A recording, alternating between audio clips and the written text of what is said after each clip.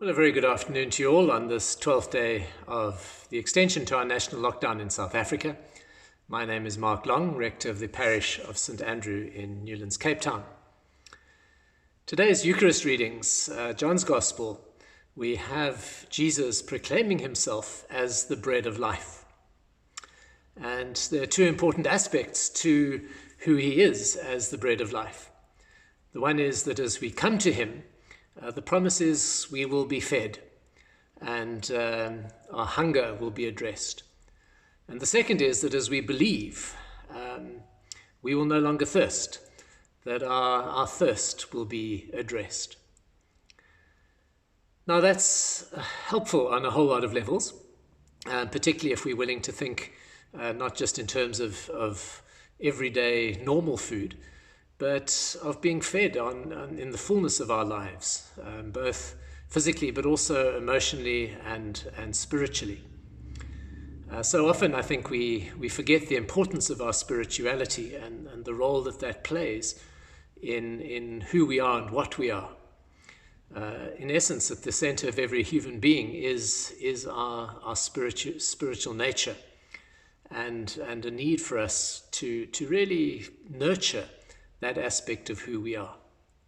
And I think in this time of lockdown, perhaps that's one area that really does show up. Life normally has been so busy and so full of just being physically involved in the world. And this time of lockdown has created a bit of space for us to stop and reflect a little more deeply. And perhaps we've just discovered that actually, in terms of our spiritual existence, we are struggling, that there is a hunger, that there is a thirst there that needs to be met, and that we have perhaps neglected that part of our lives in the busyness that life has been pre-lockdown. In today's reading from John, as Jesus proclaims himself as the bread of life, there's just that wonderful reminder that God is truly our resource.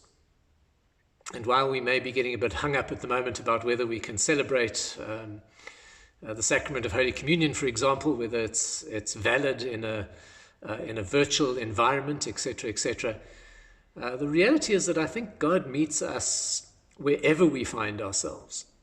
And just as one has always proclaimed quite happily that God is both within the church and outside the church, God is in the beauty of God's creation.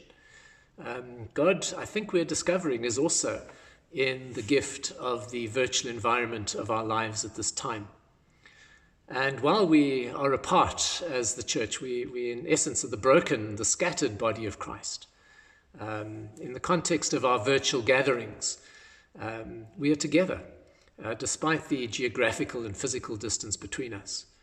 And I'm finding great comfort in those gatherings, be it around worship, be it just in terms of meetings or other conversations, and thankful for the gift of our modern world.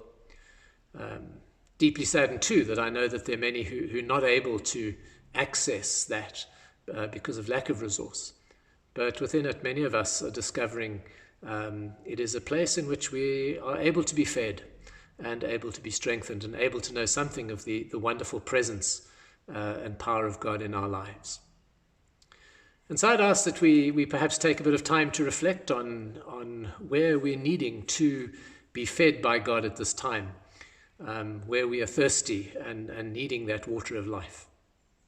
And to perhaps, in terms of just Jesus' words in John, to reflect on where we have not come to God, where we have stayed away, and where we're needing to be open to being met by God in our lives. And then in terms of our belief, just where we have not necessarily doubted, but where we have refused to embrace what God offers. And to once again just reflect in the greater breadth of life during this time. What is it that we are called to? What is it we're hearing in terms of God's voice in our lives? And how are we responding to that? And to know that God is always there. He is the bread of life.